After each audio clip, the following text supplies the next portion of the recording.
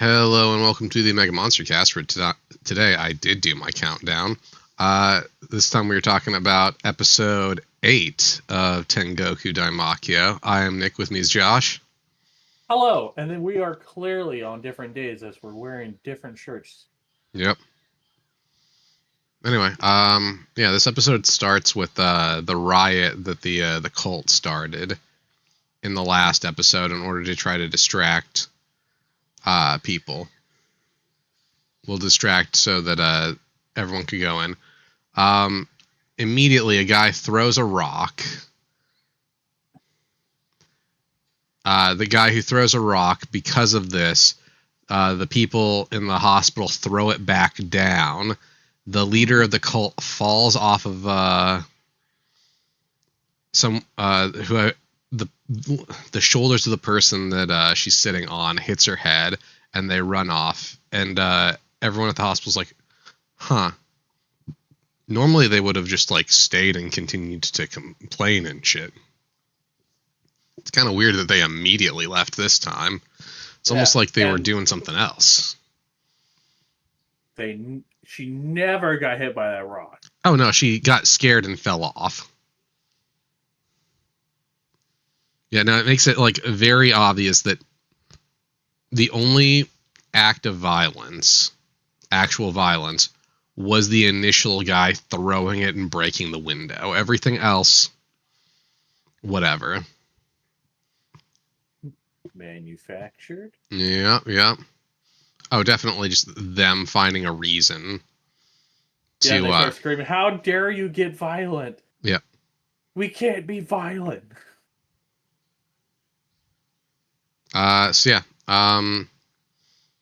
This episode...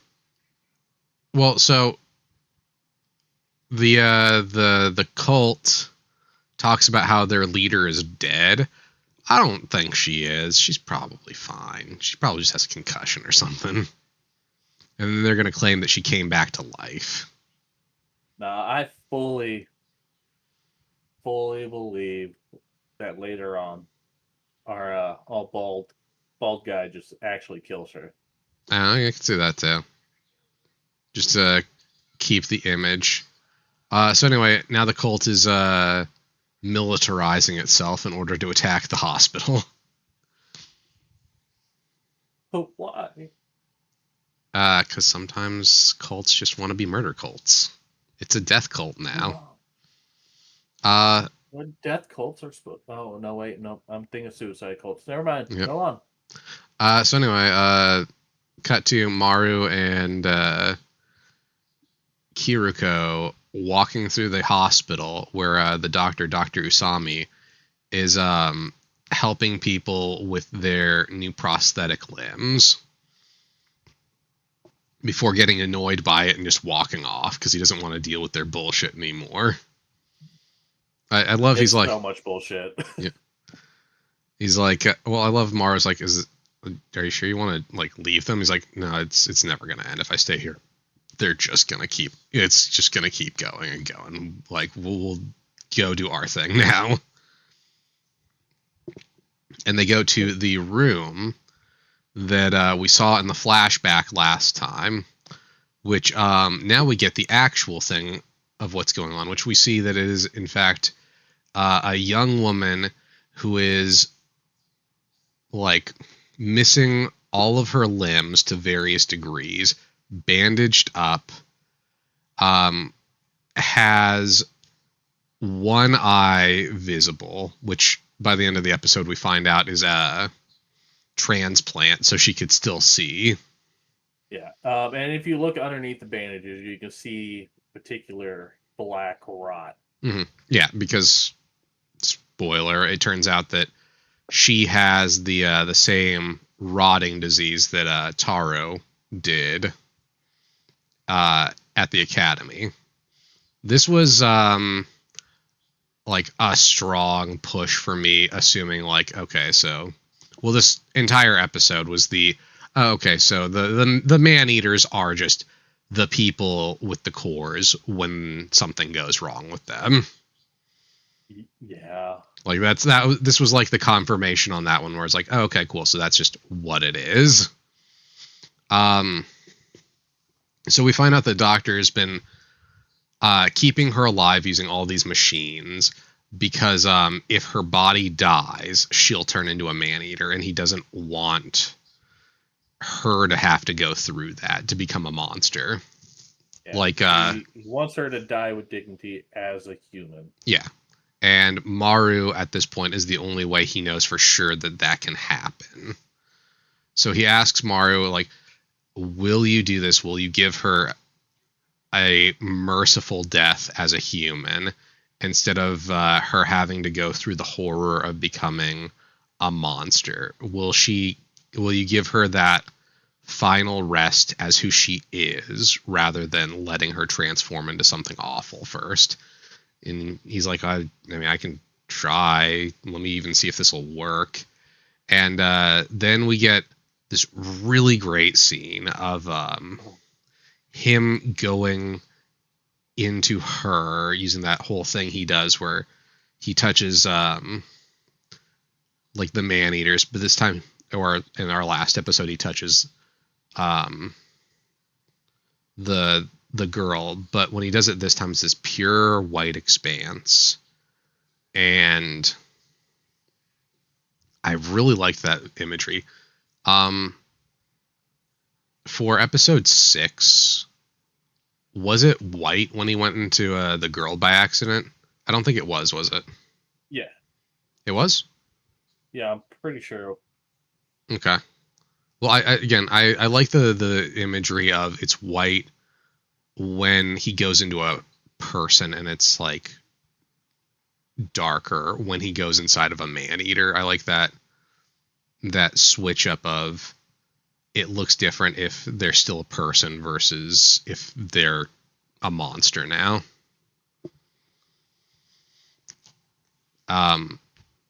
Makes it a little, I don't know, like just that little like visual cue is kind of cool. I appreciated that. Yeah. But yeah, so because of this, he realizes, yeah, I can probably kill her if you need me to. Like, does she want this to happen? And yes. Yeah, and then we get the doctor saying, "Oh, yeah, she communicates through this tablet over here, so she can't speak, but she can hear you, and whatever she wants to say will be displayed on the tablet." Which is our first nod to, oh yeah, no, like the cult leader lady was talking out of her ass. This woman never spoke to her because she can't speak. But yeah, we get that her final wish is she wants to see the sky one more time before she dies. And the doctor's like, I don't really know if we can do that. And Kiriko's like, well, if we just go this far, like 30 feet, she can see the sky, and then she'll get her last wish before Maru has to put her down like a sick dog. Yeah, I mean, it's kind of what it is. Yeah. We also, I think we glossed over this a little bit. So she has the rotting disease thing, and specifically, the doctor talks about how it's a disease that when you die of it, you turn into the monster, like you turn into a man-eater, and the only way to prevent it is you have to make sure you cut all of the infected tissue off. So amputate anything that is already infected, make sure it is a thorough amputation, and that will give a little more time, but it'll eventually resurface again. Yep. So anyway, they pack up all the equipment, start moving it, and I love that this was one of my first indicators that about like who the doctor was, because when they're dragging her out on like this gurney, he doesn't move some of the equipment and it's attached to her, and they reach the end of the line, and she displays she calls him an idiot and tells him it hurts, and Ow, he that like hurt, you idiot. yeah, and he like freaks out, and he's like, oh god, no, I'm sorry, and like kind of like as he's trying to fix it, it's like, you didn't have to call me an idiot. Again, that was like one of my first indications of like, oh, huh, okay, I think I see where this is going. So anyway, the cult goes to raid the hospital with all their weapons, and attack one of the guys working at the hospital, who did not seem like he was going to do anything to them. No, they knew he was a double agent, though. Mm-hmm. Because, obviously, Yeah. we got that in the last episode. Yeah, But still, though. One of those things, though, where it's like... kill the group that's not our group. Yeah, I know, but still. Like, I get it. It's just, like, this episode really, like, lays into the idea that, like, these people are the bad guys, the people in the hospital are the good guys. We get like little moments here and there that like kind of confirm that, like when the little girl drops her giraffe as they're evacuating. But just kind of like it lays it on a little thick, which I appreciate, but still. So anyway, they try to get the sick woman outside so she can see the sky for one last time. She gets that last view of the sky, and now she's ready to die. Then, speaking about imagery, them going to kill her this time when he jumps in is beautifully shot. Oh, it's fantastic. Beautifully animated.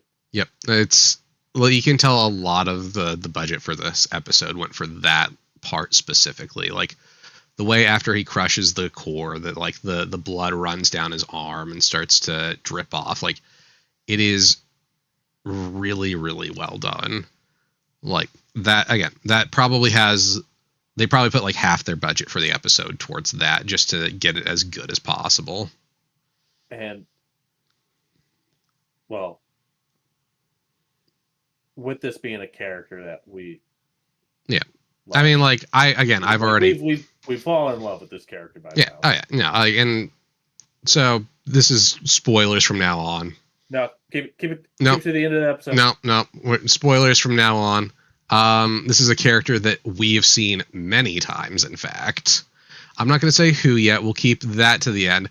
But we have run into this character quite a few times, and this is like her send off without it specifically being said it's her send off. Like I assume we'll get more of her next episode in a way, but this is her send off before you know for sure that this is her end. And I appreciate that too. I appreciate that like the very end of the episode, which was what like really pushed me into, okay, I think I know what happened this episode. Yeah, the closest hints that we get right now was obviously the doctor, what happened with how he responded. Yep. And when she's finally passed, we actually get a good view of her lashes and her mouth. Well, and I was going to say we also get, I'm going to say that helped too, but it was like that final like end credit-y shot that really like 100% sold me on like, okay, this is what it is. Yeah, that was the episode telling you, you're right. Yep. Yeah, I was like, when it got to that part, I was like, okay, I need a double check, but I'm like pretty fucking sure that this is what it is. And of course, yeah, it was. But it was good to have a little confirmation. Anyway, though, so we'll talk more about that at the end because it's kind of an interesting, like, major character death, and I'm curious. I'm curious where it's going to lead from there then. But anyway, so well, I mean, there's some, I'll bring it up at the end. So anyway, Maru hand starts to shake as he like takes his hand off of her because this is the first time he's killed a person, not a monster. And it's different. Like, this is someone that was a person. They wanted to die, but this is the first time he's killed someone. So it's a little harder. But Kiriko looks at the tablet, takes it, has Maru look at it, then shows it to the doctor, and we get that she's happy that she got to die as a person, and she thanks him for doing everything that he could for her, and for this is like the entire time we see this doctor, he's got this eye patch on, and he's got an eye patch on over the eye that she's like his right eye, which is the only eye she has, and she thanks him for giving her his eye. So he transplanted his own eye into her so she could still see after her eyes had to be removed. I'm assuming. We see the other eye has like mechanical stuff in it. But this is like he sees this, he sees her thanking him for all these things, and he just breaks down and starts crying. And this was rough. Oh, this was tough, especially like when you know for sure, because like this character is obviously doesn't look the same, but there's enough similarities that like that also kind of tipped me off on who it was. Like, he just again pushed the hair back, and it's pretty obvious they just leaned on the idea of you're not going to tell for sure with the hair in the eye and obvious other change. And they did a good job with it. Oh yeah, no, like again, I didn't know for sure, but anyway, so they take the young woman Hoshio over to the others, and they're like, "Oh, what happened?" And he's like, "Oh, she died, but she died of natural causes. It wasn't the cult. It was her time. So here's this settlement I want you to go to. You'll be safe there. I'll come after. I'm just gonna give her a burial beforehand, and then I'll meet up with you guys." And all the people leave.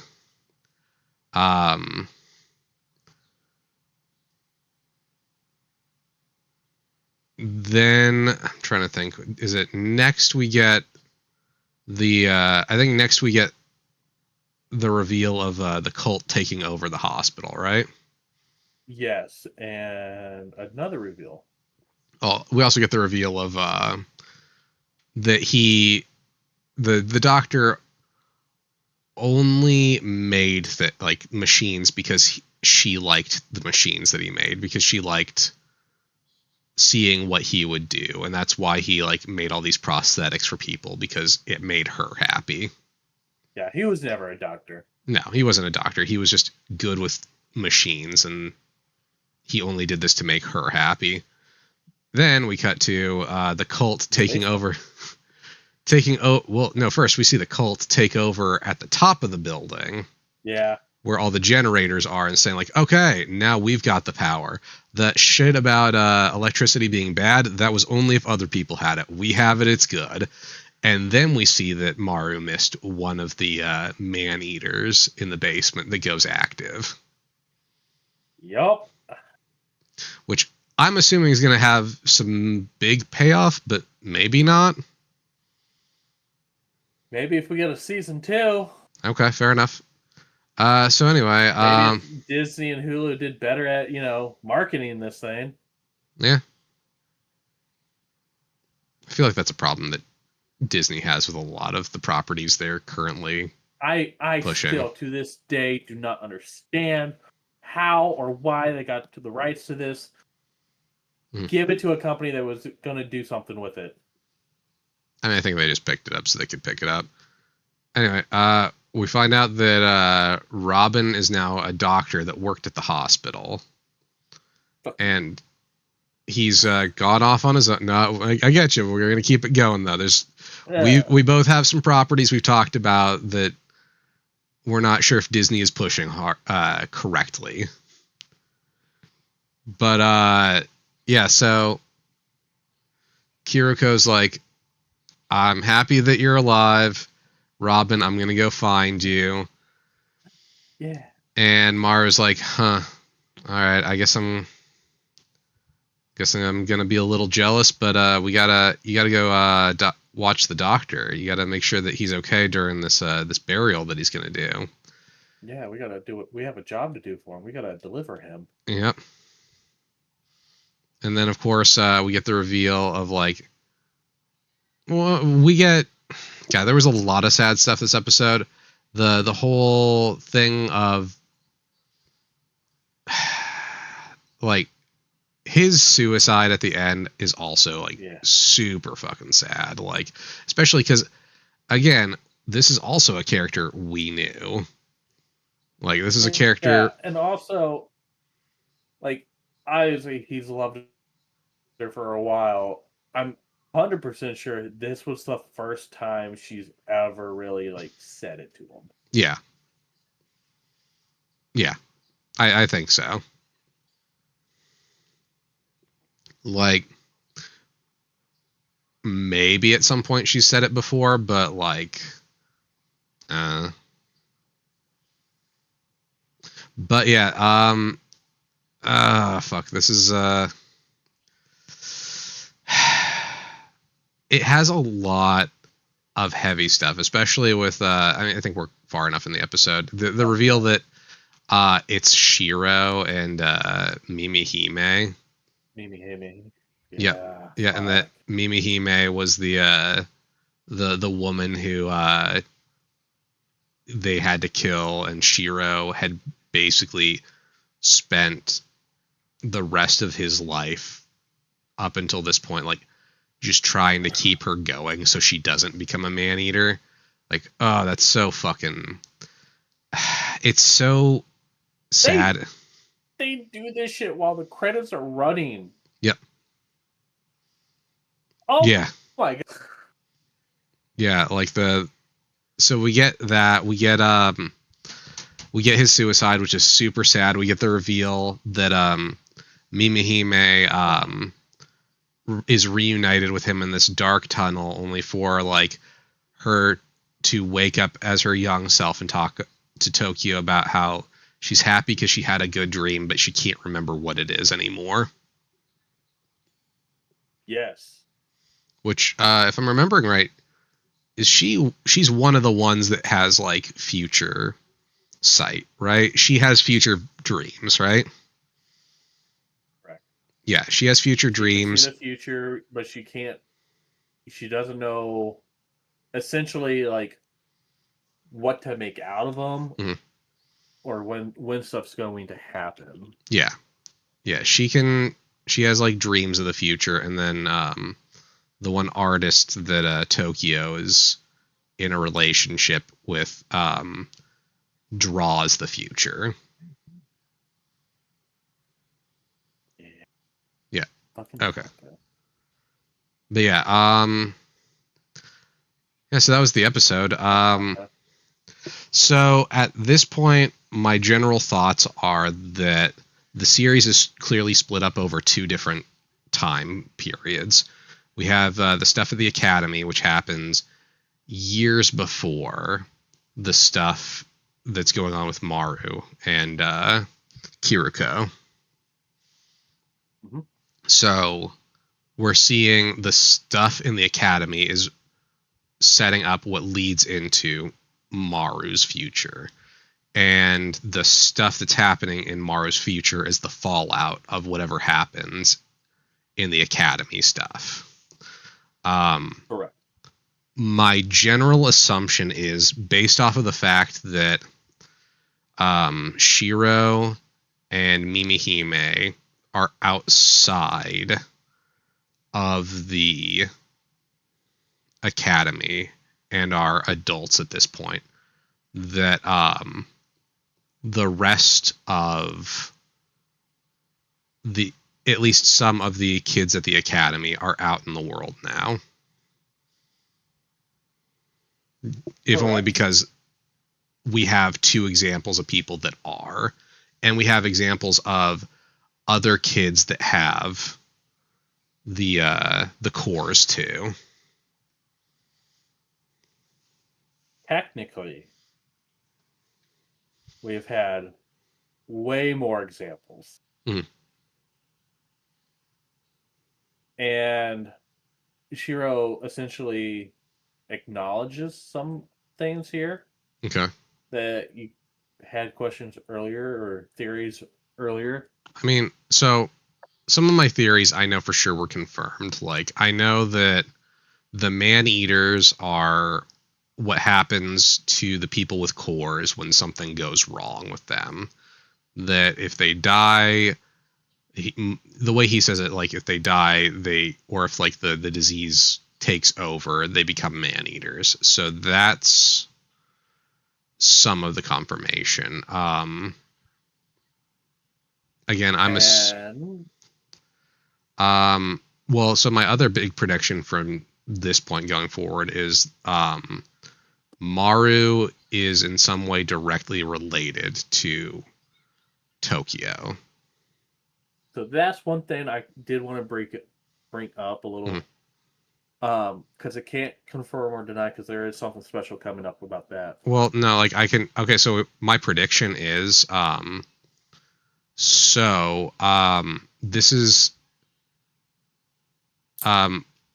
Maru was apparently born when like whatever cataclysm that led to this world being the way it is happened. Tokyo has been sneaking out in the middle of the night to hook up with the artist boy. She is experiencing Kona. She's experiencing nausea and fatigue, so she's clearly pregnant. Mm-hmm. She's pregnant with Maru, is my assumption. That Maru, like, she is going to, like, Maru's probably her son, is where my thought process is on this. Now, I could be wrong, but I feel like that's probably a pretty safe bet. Safe bet, yes. Mm-hmm. So, obviously we know Maru looks just like Tokyo. Mm-hmm. Adult Shiro doesn't recognize him at all. Yeah, which is a little weird. But he brings up a good point, because he literally says, like, it's been so long now, I don't remember faces. But Mimihime, when she first sees him, has that glimpse in her eye of like, oh God, it's Tokyo. Because she doesn't look like that in any other shot until she sees him. Okay. And now that we're talking about the man-eaters and people with cores turning into them, mm-hmm. you recognize any of the old man-eaters? There's a girl that sticks to walls, right? Yeah. Yeah, that's... And that fish thing was climbing around on walls. Yeah. I remember that one. I'm trying to think if there was anyone that made people see their fears for this one. We haven't seen it yet. Okay. Wait till the next episode. Okay. The other powers that I remember are...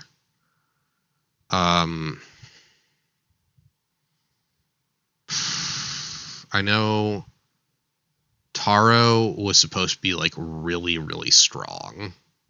I don't think any of these are like really strong. No.